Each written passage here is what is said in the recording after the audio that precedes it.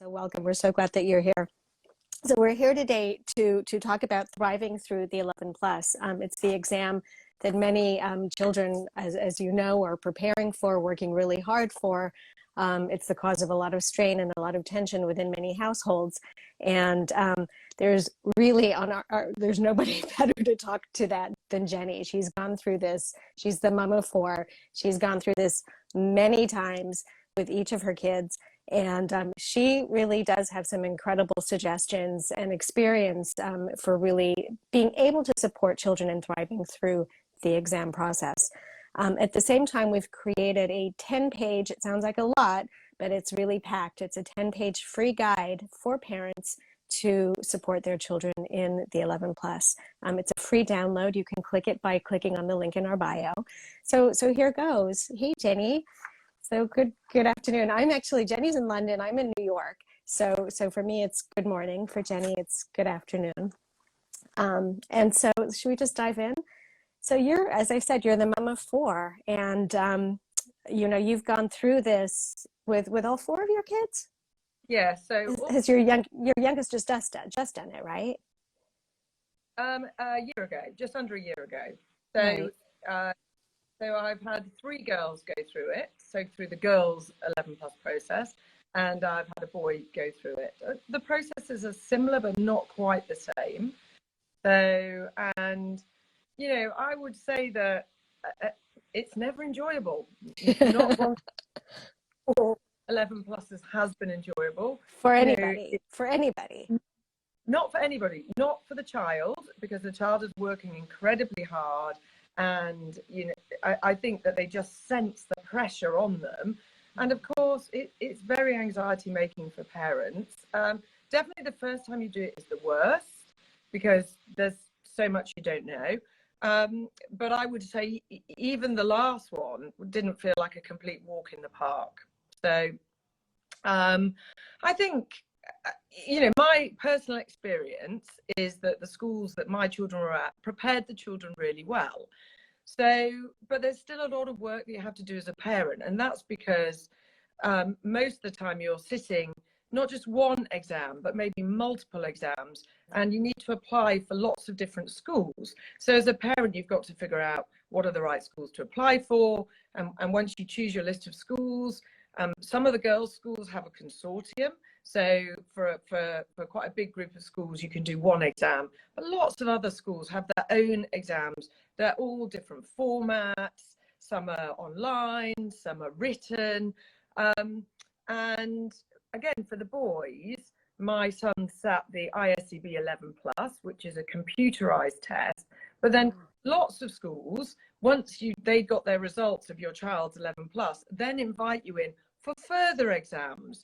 And sometimes those are written exams, just kind of verbal question and answers. Sometimes it's doing group sessions. So as a parent, you've got to be really on top of all different exams. And this process starts, for some of the girls, it starts early November.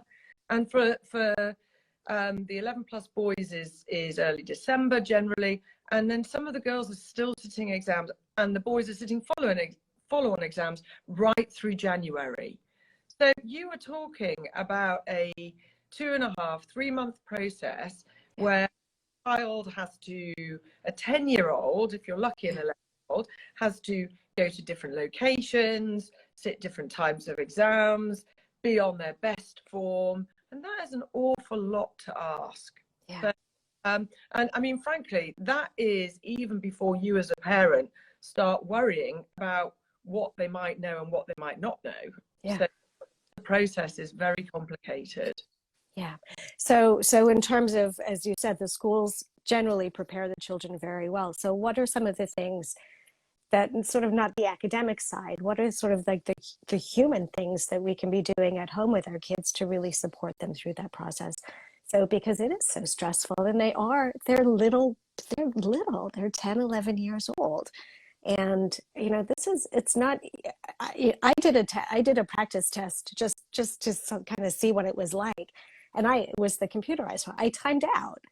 I got the questions right, but I timed out.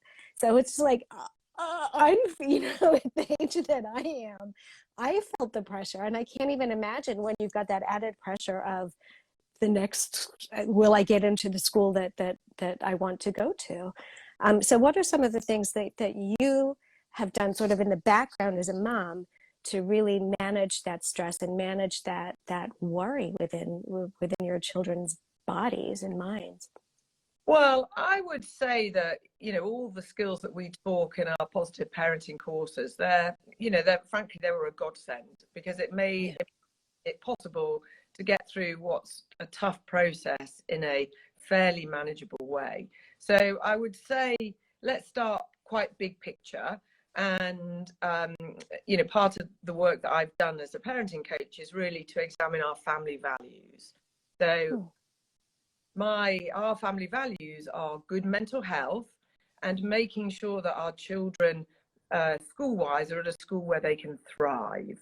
So absolutely academics is important, and all my 4 children do go to quite academic schools, but they were academic schools that they managed to get into relatively comfortably. Hmm. But for us as a family, our value is making sure that the all-round experience is positive, that our children are not right at the bottom, they're not hanging on somewhere by their fingernails because we've massively tutored them. Yeah. And put a lot of pressure on them. Yeah, so and again, we have a strong belief that many schools will fit our children, and so therefore there isn't just one perfect school. There's a group of schools, and any of them would be completely fine. So I think big picture, understanding your values, and understanding that you're doing something really for the best of your child, not necessarily so you can say my child goes to this school or my child goes to that school. And so that was helpful at a big picture level. And now what about more on a day-to-day level? Because you are going to have quite a few months, and what will have happened is children will have worked really hard in year 5. They'll have probably done some work over the summer holiday, and then you get back in early September and Yeah. right the run up. So we did lots of setting up for success, and that means putting in place good routines so that children knew what to expect on what days. We got their timetables sorted out, and at the same time, they kind of knew when they were going to study and when dinner was going to be and when bedtime was going to be. And I worked with my children to make sure that their timetable stayed varied, because they're working hard at school. The school was setting largely practice papers, but bits of homework. So that needed to be done. And then the question is, how much more is it really feasible to do without burning the child out? So Yeah. we made sure that the children were getting good sleep, and they were still doing a lot of exercise, and there was still time for the odd play day and to read a book for pleasure and to watch some TV. So really scheduling it so there's a really hearty balance. Yes, really, that's right. And and I have to say that there were children at the schools where my children were who every extracurriculum was cut. Wow. So they had more time for Tutoring or tutoring, and yeah. so they really cut their exercise, and they no longer came to choir. And again, you've got to know your child and what they can manage, but on the whole, mine managed to keep most things, not everything, but most things going. So the routine was well set up. Right. And then what about in the moment? So Right. Like in the run up as sort of as you're heading towards the day of the big exam. well, What in weeks before, basically your child's got a lot of work to do. So how do you motivate a child to come yeah. and do work? So for that, I used a lot of what we call descriptive praise. So it's very easy in a high pressure environment for you as a parent to get anxious and then to get quite naggy, come on, Right. work. I mean, if you don't get that work done, you're not going to do well in your exam. I mean, everybody else is working really hard, Yeah. but actually I don't know about you, but when my husband uses that type of language with me around my cooking, a better recipe, and if you don't practice your cooking, you won't be a good cook. That does not motivate me. Right. So I tried to use words that were motivating and really about the process. I can see you brought the right books home. Thanks for sitting down and getting ready to study. And when they do anything, I would really say, I can see you made an effort with that paper. I can see you had a really good strategy. I remember my daughter once, she actually wasn't doing a computerized test, she was doing a written English test, and she wrote down this whole list of, you know, similes, metaphors, every type of method you might use in writing a good essay, and she wrote the list down at the top of the paper, and then she wrote her essay and kind of ticked it off as she used it. And again, then I could say that was a really good strategy. So really trying to keep the praise up, and not about the work. Yeah. And not fake praise. You know, you're not just saying good effort when the effort's not really there. I mean, you're being absolutely authentic with it. You're saying what you're seeing, what's absolutely in front of you. You're not fluffing something up that's not really particularly true. Yeah, and not even, you know, just it's about really looking for the good bit. So thanks for putting your plate in the dishwasher. Yeah. Oh, you've put your duvet back on your bed tonight, you know, where it'll normally be on the floor, or thing. And, you know, every time you use a bit of descriptive praise or positive commentary, they get a hit of dopamine, and that's your motivation chemical. And, you know, they feel better connected to you. So praise. But of course, probably one of the biggest skills I used was our emotion coaching, and that's about empathy. So I empathize. I know that it's tough getting your paper out at the end of a long day. You see them slumped over that desk, and just like, you just know that the last thing on earth they want to be doing is another practice test.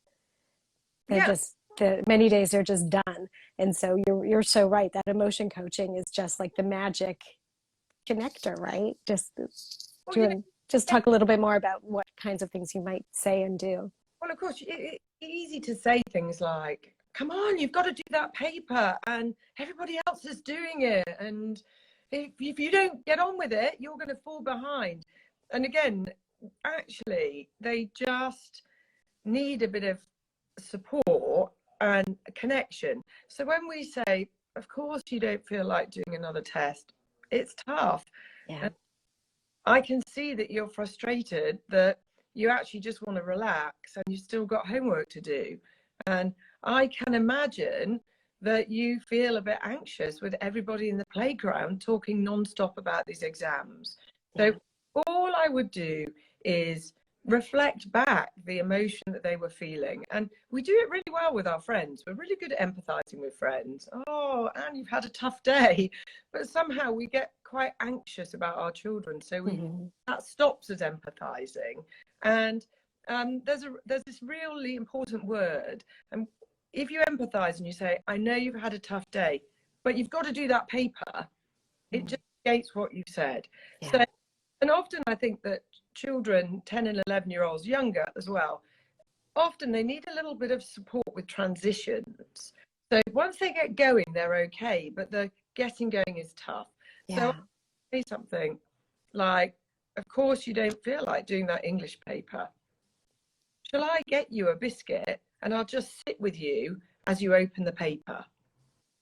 So just a little something to help that transition happen a little bit more easily. And then as you've got them a biscuit, they've opened the first paper, you don't have to sit there while they do the whole thing. You give them some praise, you know, well done for starting the paper, I can see you're concentrating, and then you can move away. And then you could make them a hot chocolate or something for when they're finished.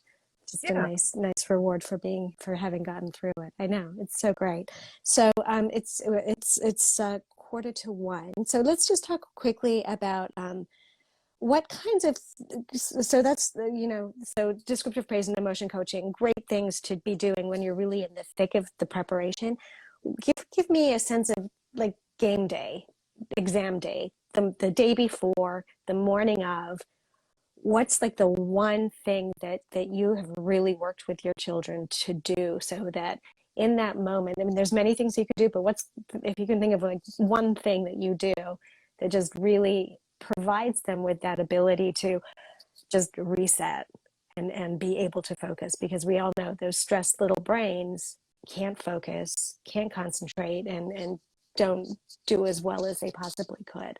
So how do you help your kids reset in the moment?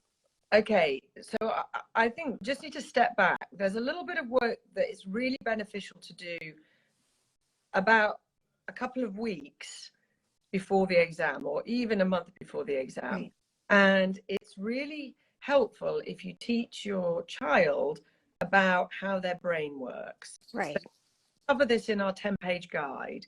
But what happens is, as you get closer and closer to an exam, just the thought of that exam and the thought that it's going to be marked, that you might pass or fail, that there's going to be some judgment delivered on you by your parents, by your friends, by your teachers, that's starting to create a fight, flight, freeze response in your child.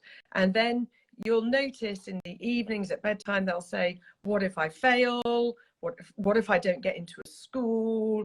I'm not very smart. I can't do this. I'm not going to do as well as my friends. And so one of my children, my third child in particular, has quite a sensitive fight, flight, freeze response. So about a month or so before, even around then, I taught her about her brain. And I explained to her that her fight, flight, freeze, which is part of her limbic system, was telling her that there was a threat.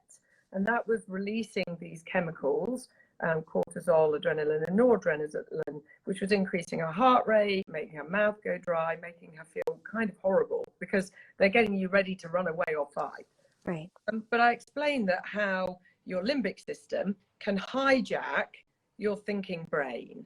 And actually, we can use tools to prevent that from happening. It's not you. And in our house, we called it the worry brain. The worry brain's taking over. So it was really good for her to understand that there's a bit of a brain that's being triggered. And then we did some work to help her manage that, to put her brain back in balance. And first of all, breathing. So I taught all my children how to breathe effectively. So when your fight, flight, freeze is triggered, your breathing goes up, your heart rate goes up, and you start feeling worse and worse and worse. But actually, if you start breathing out for longer than you breathe in, so you take a big breath in, hold for a couple, blow out for 4 or 5, just what you do. I always get them to blow out through their mouths. If you can get your child to do 3 to 5 long breaths out, it moves the body from action back towards rest and digest. So, and then again, for the couple of weeks before the exams, we would practice our breathing, and that would just help calm the brain. The other thing is smell. Smell's very powerful in terms of impacting how you feel. So I would spray my perfume, but I've got a client and I taught him this. He got his dad's aftershave on a tissue, and then you just smell it. So that reassuring smell, it calms you down. And the great thing about tissue is you can take that into an exam with you. Right. For the exam, everyone thinks you're blowing nose, but you're doing an emotional reset. That's great. So I know this would feel odd, but if you take your hand and you take the other hand and you go like that, when you're anxious, this is very calming. So get them to learn how to self-soothe through rubbing their fingers. So that was some physical work to calm the brain. But and you do that well, and this is not morning of. This is well in advance, so that they're calming their brain as they're going through all the preparation, when they're noticing those feelings that are coming up. That's great. But then you still need to deal with the cognitive side, the kind of, what if I fail? I'm never going to get into a school. There isn't a school for me. So that work, again, about a month in advance, I did some cognitive work, and I taught, this is my daughter India, I taught her again how your brain tricks you. So it does it in 3 ways: that your brain concentrates on feelings. So this feeling, it's going to go really badly, I'm going to fail. But then what you can do is say, actually, there's some facts, and I need to write those facts down. And they're facts like, I've done lots of work, I've been getting good results in my practice papers. My teachers are ready. My teachers believe that I'm ready. Exactly. Yeah. And on a piece of paper, she'd write down the feeling, you know, I feel terrible, I'm going to fail. And then she would write down 3 facts, true facts about the preparation and other people's beliefs. Then the next thing that the brain does is it confuses outcome and probabilities. And we see this all the time. You know, when lots of people don't like to get on a plane, they don't like to fly. And when you don't you want to fly, they say, well, because what if we crash? I'm going to die. So the brain's just concentrated on an outcome.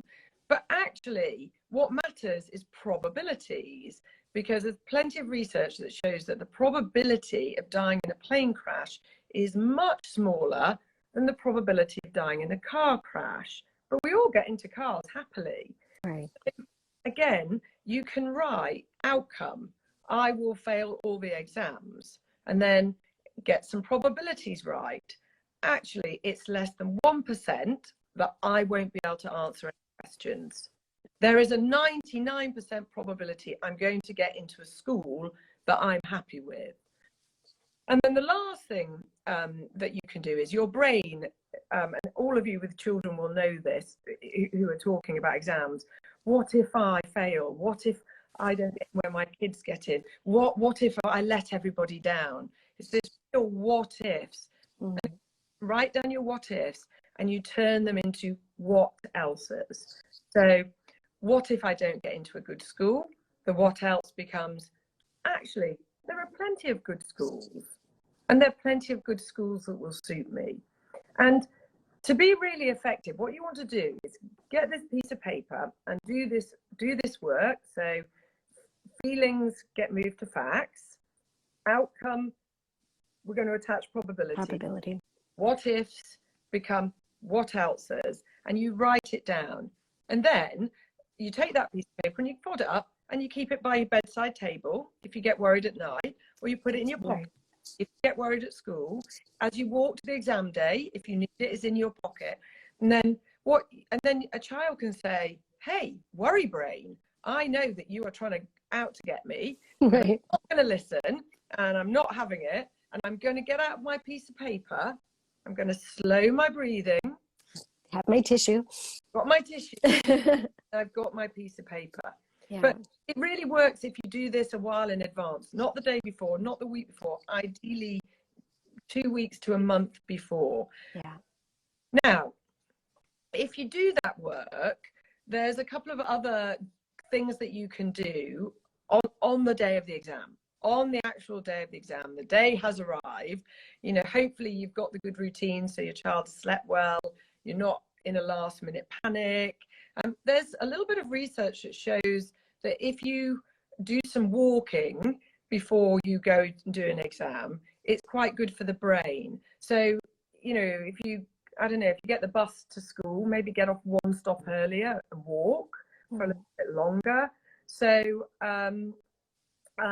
and sometimes I would say, if my children have exams that start in the middle of the day and they've been sat for a long time, just kind of do a little bit of jogging on the spot. I mean, you don't want to be an idiot in front of your friends, but just juggle your body about, because that movement is good. It's a reset. Yeah.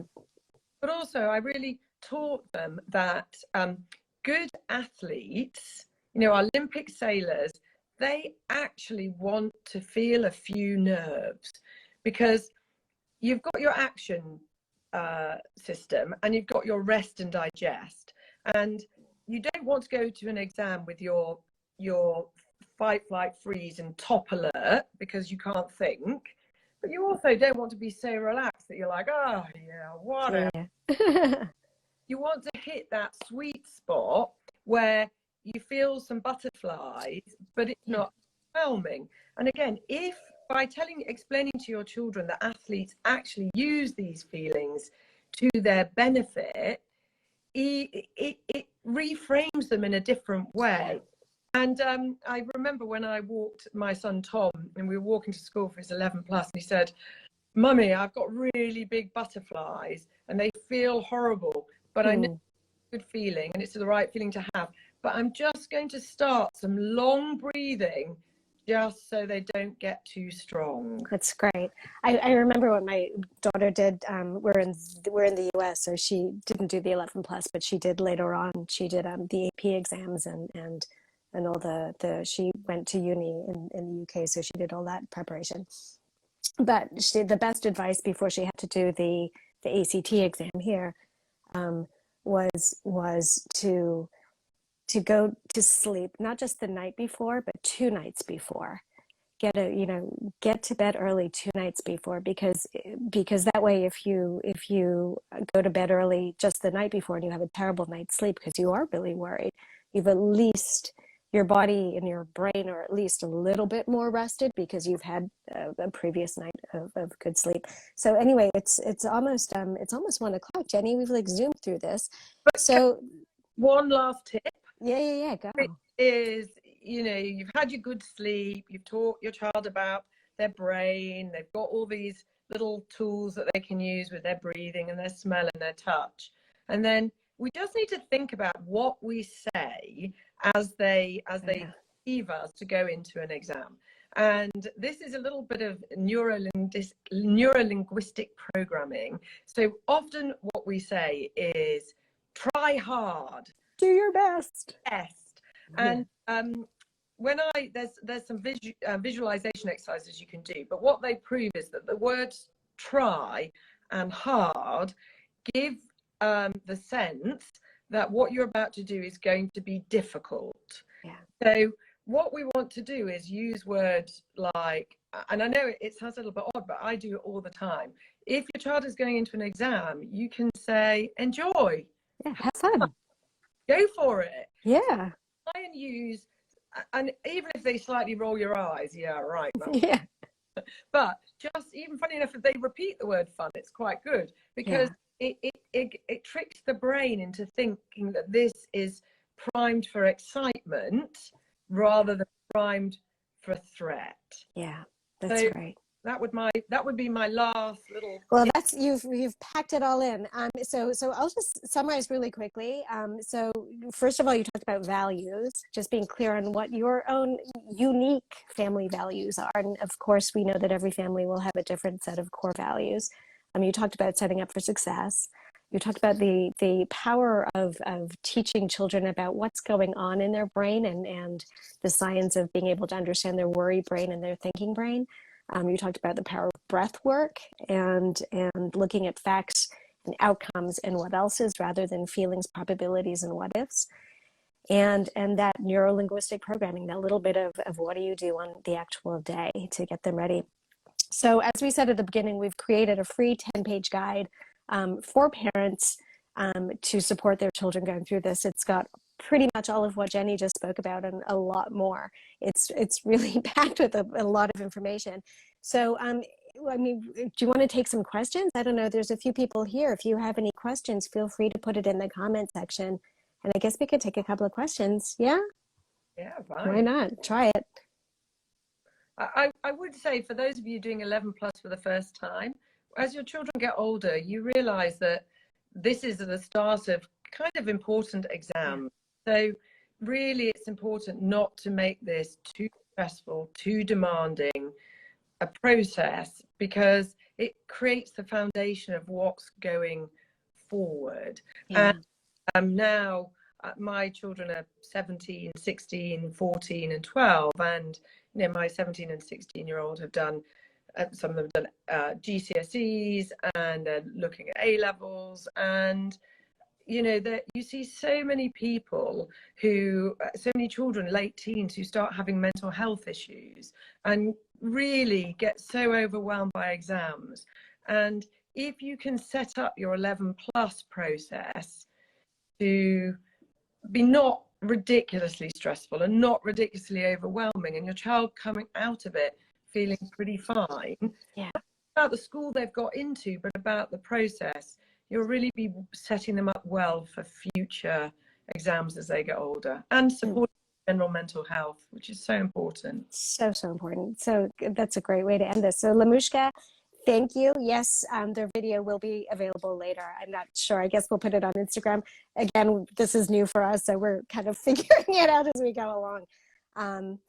And there's another question, is the approach different for older kids tackling GCSEs? And I would say it's not really that different for any exam.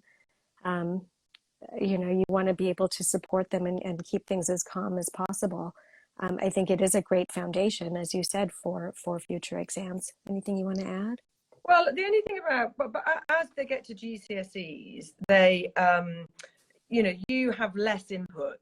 So I can honestly say that I had much less input into the GCSEs, because by then they manage their time, they manage all their work, they definitely don't tell you as much. So you're perhaps less involved in the nuts and bolts, but of course you can encourage the good sleep, you can keep the praise going, and a lot of praise about effort, attitude, strategy, and the empathy. and And because there's a lot of things that 15-year-olds want to be doing that's not sitting down preparing and studying. yeah. Yeah. All right. Well, thanks everybody for being here. This was fun, right, Jen? It was really good. All right. Well, we will share this on our Instagram page, and we hope to see you again. We'll probably kick this off. This is probably the launch of a few of these Insta Lives that we'll be doing going forward, and we hope that you join us again. Thanks so very much. Take care, everybody. Bye.